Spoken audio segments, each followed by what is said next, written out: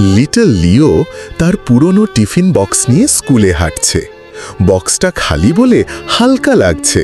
জানো বন্ধুরা, লিও টিফিন বক্সটা প্রতিদিন খালি থাকত। লিও একটি কোণে বসে টিফিন বক্স খোলার ভান করছে। শূন্য বক্সের দিকে দেখছে যেন খাবার আছে।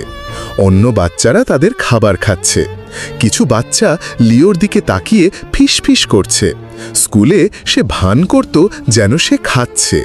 কিন্তু বন্ধুরা, লিওর খালি টিফিন বক্স দেখে হাসত, আর এতে লিটল লিও খুব কষ্ট পেত। লিওর মনে শুধু বাবা মায়ের কথা। লিও ক্লাসের মধ্যে বসে আছে। হঠাৎ তার মাথা ঘুরছে, তার চোখ ঘোলাটে হয়ে আসছে, সে টলছে। লিওর খালি পেট তাকে দুর্বল করে দিচ্ছিল। একদিন ক্লাসে হঠাৎই লিটল লিও মাথা ঘুরে পড়ে গেল। লিও মাটিতে পড়ে আছে, তার চোখে জল, যেন সে বাবা মাকে খুঁজছে। তার শুধু দরকার ছিল বাবা মায়ের ভালোবাসা আর সামান্য খাবার। এমন গল্প শুনতে আমাদের চ্যানেলটি সাবস্ক্রাইব করো।